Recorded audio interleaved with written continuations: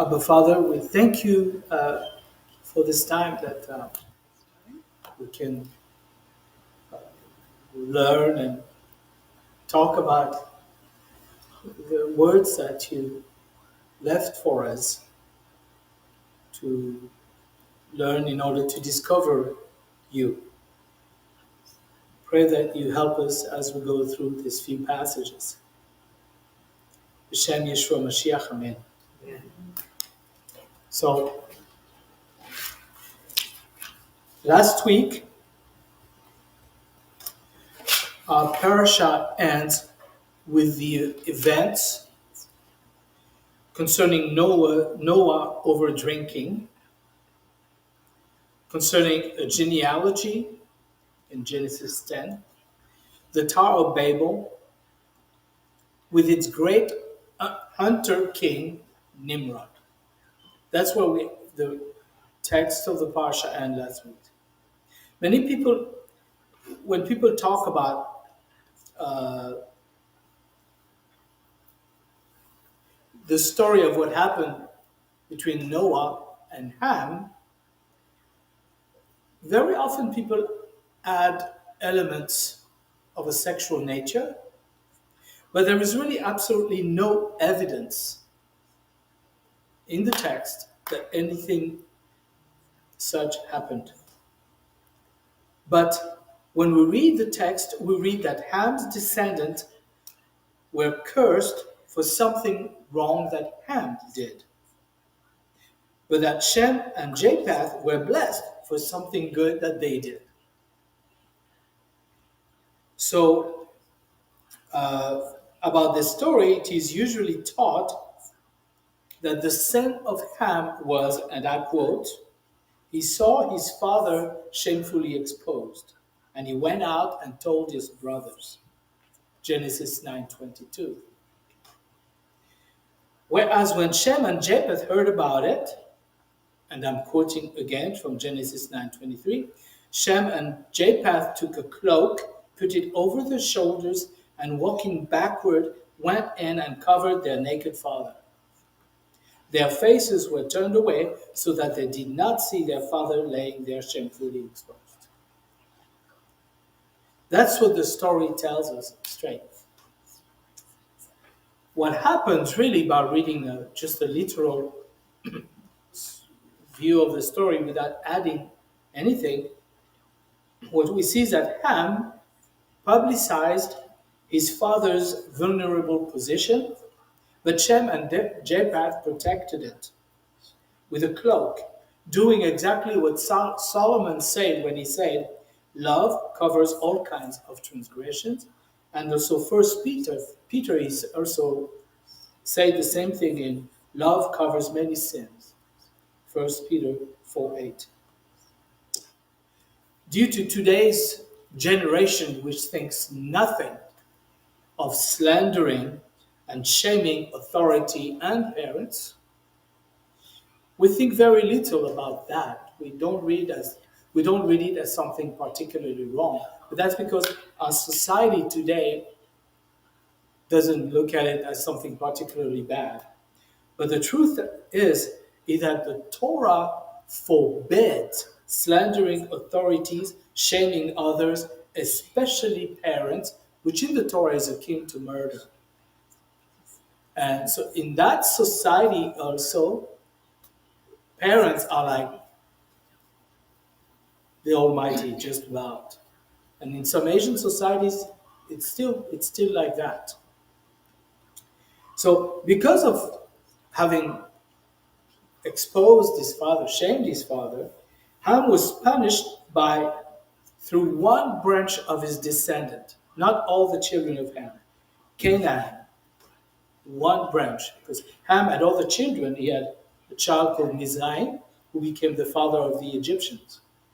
He had a son called Cush, who was the father of the Ethiopians. And he had Canaan. He had other ones who are actually the name of different other countries. So the one that was punished was Canaan, who was cursed with a curse, he shall become servant of servants. And that curse happened already because Canaan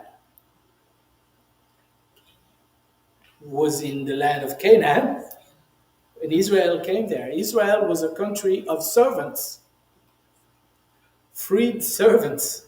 There were servants who created their nation, and as they came to the land of Canaan, they subjugated the people there. So Canaan de facto became servant of servants. The prophecy was fulfilled. So, but listen to what Shem said, Noah, the blessing that Noah pronounced on Shem and Japheth. He says, "Blessed be Adonai, the God of Shem." Noah called Adonai the God of Shem. Canaan will be their servant. May God enlarge Japheth. He will live in the tents of Shem. Japheth became the father of all the Caucasian land, Europe, northern. Ham became the father of the African lands. Shem became the father of the Asians, including Jews, Arabs, Chinese. So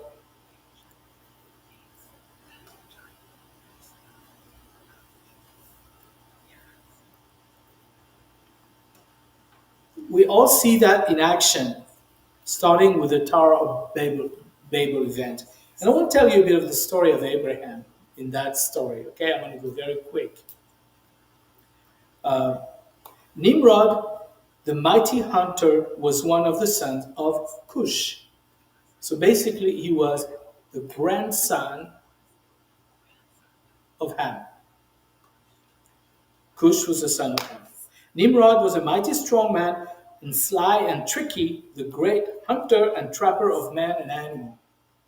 His followers grew in numbers, and soon he became the mighty king of Babylon, and his empire extended over other great cities. When you're a hunter, you provide food for people. So you say, wow, if this guy's our king, he's going to hunt for us, he's going to teach us how to hunt. Wow, we're going to be rich and always going to have food. Nimrod did not feel very secure on his throne because of the Noahide blessing that rested on Shem. This was all very fresh. It was like 2-3 generations after Noah. So Nimrod felt, well, Shem got blessed. I'm a son of Ham. Oh, that's difficult. So he feared that one day there would appear a descendant of Noah, heir and successor from Shem, that would claim the throne. But he was determined not to have any challenger. Some of Shem's descendants had already been forced to leave that land and build their own cities and empires. So they already left. They say, well, this guy, he doesn't want any competition. Let's go somewhere else. There was only one prominent member of the Semitic family that left in his country, in Nimrod's country. His name was Terah, son of Nahor. Terah was the 8th generation removed in a direct line of descendants of Shem. But Nimrod had nothing to fear from Terah, because Terah was his most loyal and trusted servant. And Terah had long before betrayed his family and had become a follower of Nimrod. Like the other people in that country, Terah believed that Nimrod received his kingdom as a gift from the gods, and that he was himself a god. Terah was prepared to serve Nimrod with all his heart. Indeed, he proved himself a very loyal and useful servant. Nimrod entrusted into his hand the command of his armies and made Terah the highest minister in his land. Terah had everything he wanted except a wife. So he found himself a wife whose name was Amatlai. They were looking to raise a big family, but they didn't have any children. The years flew by. Terah had no son. His father was only 29 years old when Terah, was born. But Terah was getting closer to 70, and yet there was no son. He prayed to Nimrod and to his idols to bless him with a son, but his prayers were not answered. Wonder why. Little did he know that Nimrod felt happy about Terah's misfortune. For although Nimrod had nothing to fear from Terah, he could not be sure if Terah's sons would be as loyal to him as their fathers.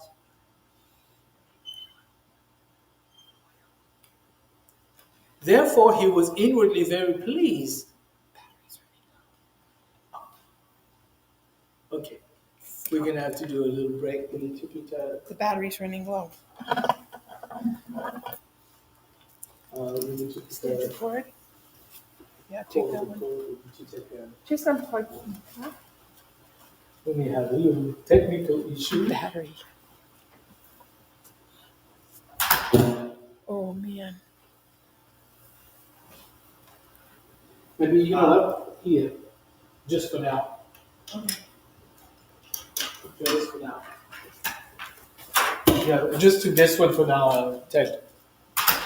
Yeah, just do this one for now. Thank you, though, Ted. Technical issues. Okay. So. Okay. So. Okay. So because of his insecurity, Nimrod asked his astrologers to look at the sky to see if there's going to be any problems one day. One night, the stargazers noticed a new star rising in the east. Every night it grew brighter, they informed Nimrod. Nimrod called together his magicians and astrologers. They all agreed that it meant that a new baby was to be born. Becoming a familiar story. A new baby was to be born, and who might challenge Nimrod's power. It was decided that in order to prevent this, all newborn baby boys would have to die, starting from the king's own palace, down to the humblest slave's hut. And who was put in charge of this important task? Terah, of course, Nimrod's most faithful servant. Terah set out man to round up all expectant mothers. The king's palace turned into a gigantic maternity ward. A lucky mother who gave birth to a girl, then they were both sent home, laden with gifts. But if the baby happened to be a boy, he was put to death without mercy. One night, Nimrod's stargazers, watching that new star, saw that it grew very bright and suddenly dart across the sky, first in one direction, then in another, west, east, north, and south, swallowing up all the other stars in its path. Nimrod was with his stargazers on the roof of his palace and saw the strange display in the sky with his own eyes. What is the meaning of this? He demanded. There can be only one explanation. A son was born tonight who will challenge the king's power. And the father is none other than Terah. Nimrod roared, "My own trusted servant." So, what was it? Terah gave birth to a child. Oh, yeah. Terah's wife. Yes. That's why I didn't understand. Nimrod had never given a thought to Terah becoming a father at the age of 70. However, if he became a father, he would surely be glad to offer his firstborn son to his king and God. So Nimrod dispatched a messenger to Terah at once, ordering him to appear together with his newly born son. That night, Terah and his wife, Amaklieth, had indeed become the happy parents of a baby boy, who brought a great light and radiance into their home. Terah had hoped it would be a girl. He would have no terrible decision to make. He couldn't think of giving up his lovely baby born to him in his old age, after such a longing. He had managed to keep his wife's expectancy a secret. None of his servants knew about the birth of his son. There was a secret passage leading from the palace to a cave in the field. He took the baby to that cave and left it there. As he was returning to the palace, past the servants' quarters, he suddenly heard the cry of a baby. "What good fortune!" Terah cried. It so happened that one of his servants had given birth to a boy about the same time as his own son was born. Terah took the baby and put him in silk swaddling and handed it to his wife to nurse. Just then the king's messenger arrived. When Terah, with the baby in his arm, appeared before Nimrod, Terah declared, "I was just about to bring my son to you when your messenger came." Nimrod thought it was mighty loyal of Terah to give up his only son, born to him in his old age. Little did he know that it was not Terah's son who was brought to die, but a servant's. For 3 years little Abraham remained in the cave, where he did not know day from night. Then he came out of the cave and saw the bright sun in the sky and thought that it was God, capital G, who had created the heavens and the earth, and him too. But in the evening the sun went down, and the moon rose in the sky, surrounded by myriads of stars. This must be God, capital G, Abraham decided. But the moon too disappeared, and the sun reappeared, and Abraham decided that there must be a God who rules over the sun and the moon and the star and the whole world. And in the book of Josephus, it is written that Abraham discovered the presence of the true God who made heaven and earth by observing the regular movements of the stars and planets and heavenly bodies. And so from the age of 3 years and on, Abraham knew that there was only one God, capital G, and he was resolved to pray to him and worship him alone. Their story has a familiar tune to it, familiar resonance with Yeshua, but also with Moshe. Abraham discovered God through nothing less than God's creation. Just like it says in Romans 1:20, forever since the creation of the universe, God's invisible qualities, both his eternal power and his divine nature, have been seen clearly because they can be understood from what he has made. That's Romans 1:20. Abraham's discovery changed the world. It brought fulfillment to Noah's prophecy. The role of Abraham was to birth a people that would become those who know the God of Abraham, which today are defined in the 3 main monotheistic religions, the Jews, the Christians, and the Muslims.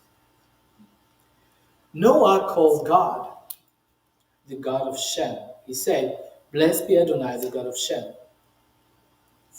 Canaan became subjugated to the Israelites. The Tanakh tells us of many blessings that are related to Abraham and his seed. The most famous one is, "I will bless those who bless you, I will curse anyone who curses you, and by you all the families of the earth will be blessed," which has been fulfilled time and again, especially through Yeshua. History has actually been a testimony that the blessing of Noah has been fulfilled, but that the blessings related to Abraham are also fulfilled. It's important to understand that the blessings to the children of Abraham are being fulfilled.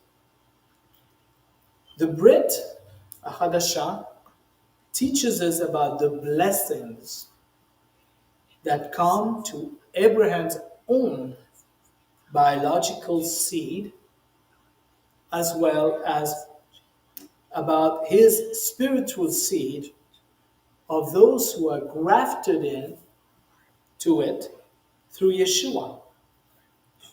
Hashem told Abraham in Genesis 17:5, your name will no longer be Abram, exalted father, but your name will be Abraham, father of many, because I have made you the father of many nations.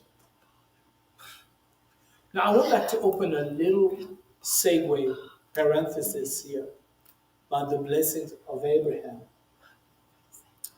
There's a blessing on the biological descent of Abraham. Even on that biological descent that comes from Ishmael, as we read it in Genesis 16. The angel Gabriel appeared to Hagar and Ishmael, and there is a blessing that was uttered upon Ishmael.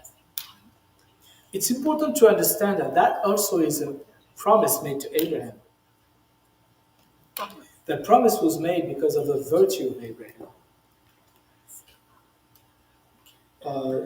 Because when the Romans took over Israel 2,000 years ago, after the second revolt, they renamed the area after Israel's arch enemies, who were the Philistines.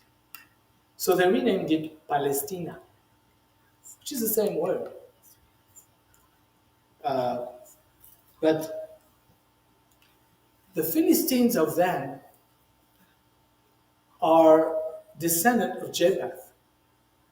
They come from the Aegean Sea, near Greece, Turkey. They're Japhethites. They're Japhethites. So people who don't know that, they say the Palestinians of today are the same as the Philistines just because of the same name. But it's not the same people at all. The people today who have been dubbed as the Palestinians are actually children of Abraham through Shem. Most of them come from Jordan, some from Egypt, some from Lebanon and Syria. The great majority come from Jordan. So they are children of Abraham through Ishmael. The children of Ishmael mixed later on with the children of Esau and created what's called the Arab world, who are all children of Abraham. In one of those videos that I was talking about Against All Odds, Israel Survived, there is a testimony of 6 Israeli soldiers who were holding of an army, a Jordanian army, coming to capture Jerusalem, and they just had 10 bullets left. You know, the story is about like this. Details might be different. So they asked the guy in charge, what do we do? He said, well, we shoot our bullets and then we see. You know, it's like the menorah, you know, well, let's pick what we have and then we see. You know, and they shot their bullets, and then all of a sudden, and they thought that's for sure, they're going to come, they have no more ammunition, they're done. And all of a sudden they flee. The Jordanian army, they flee, they go away.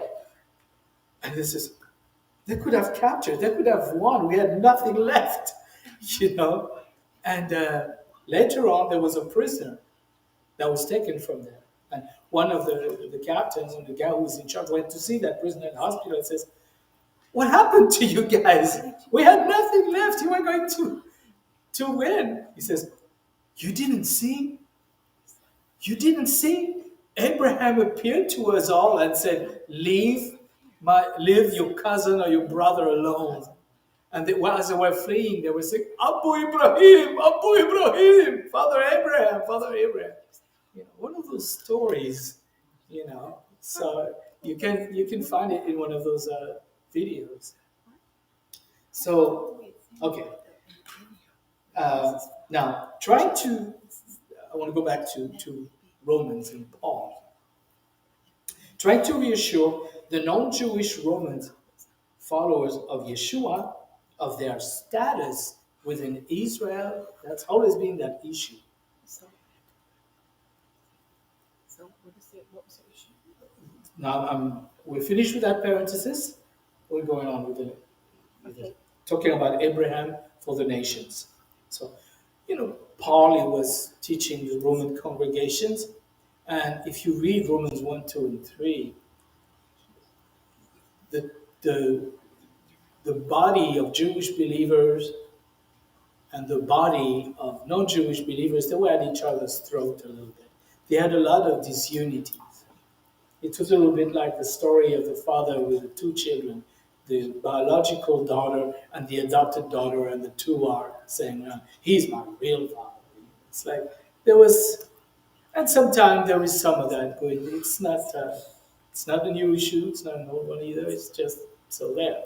So, but trying to reassure the non-Jewish Romans, disciples of Yeshua, of their status within Israel, Paul documents on that international Abrahamic fatherhood of Israel, of Abraham, in the fact, Paul explains to them, says, he reminds them that Abraham put his faith in God and was accepted by God as righteous when he was still uncircumcised.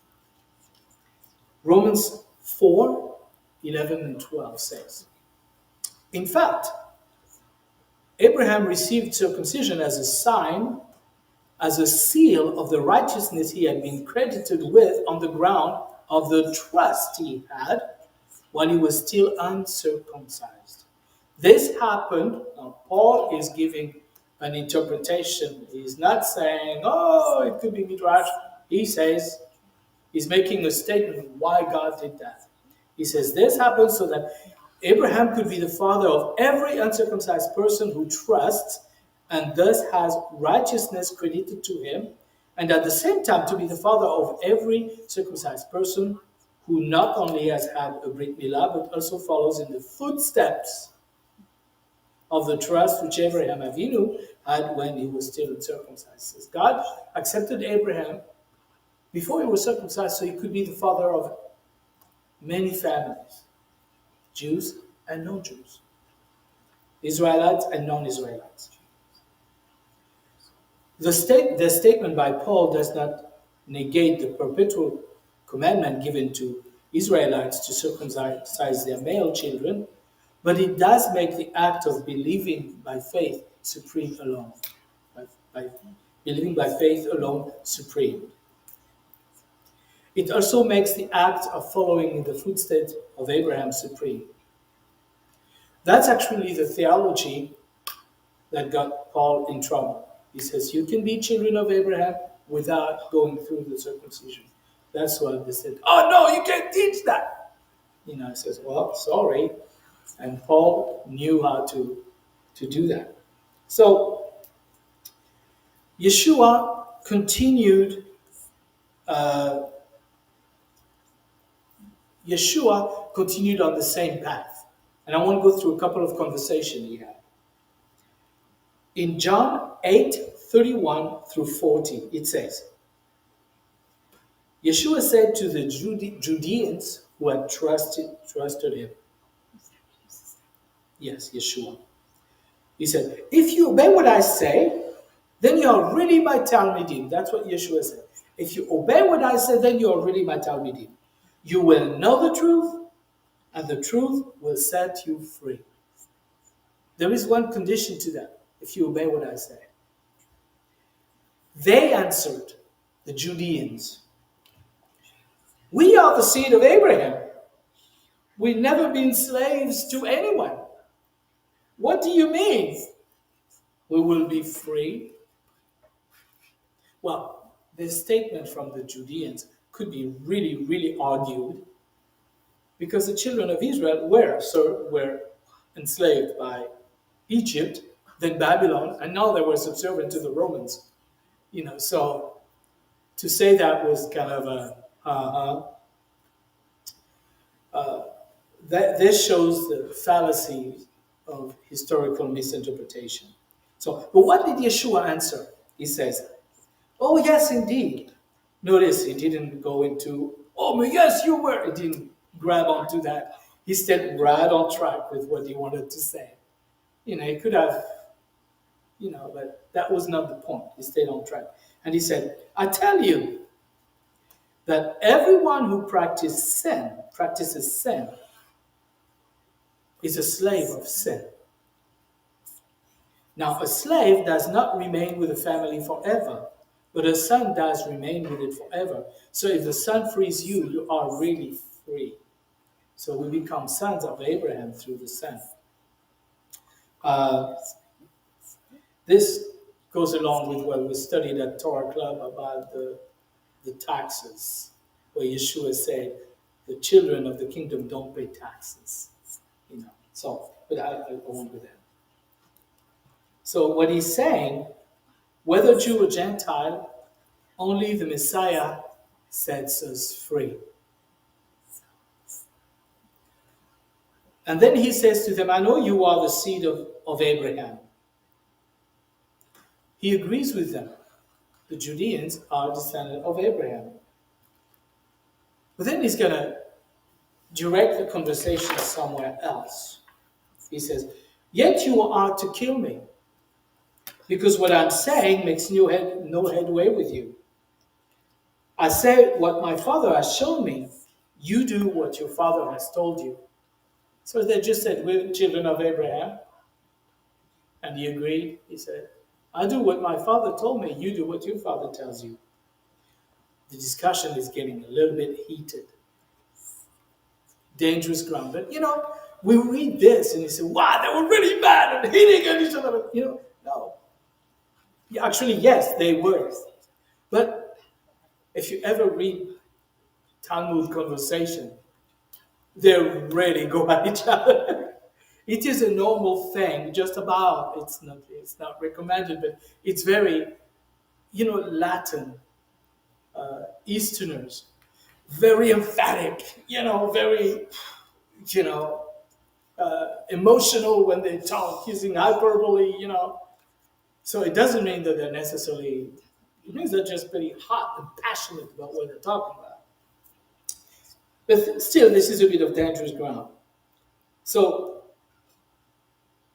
Yeshua was controlling the conversation and leading them by this thing, Father, Son, by leading them into a certain area.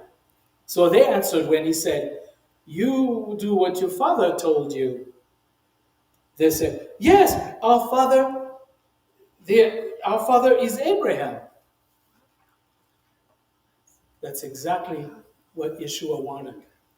He was leading the conversation into that thing. Now he can address the real issue, expose the real problem. He says, if you are children of Abraham, then do the things Abraham did. Do the things that Abraham did. That's a good advice for all of us.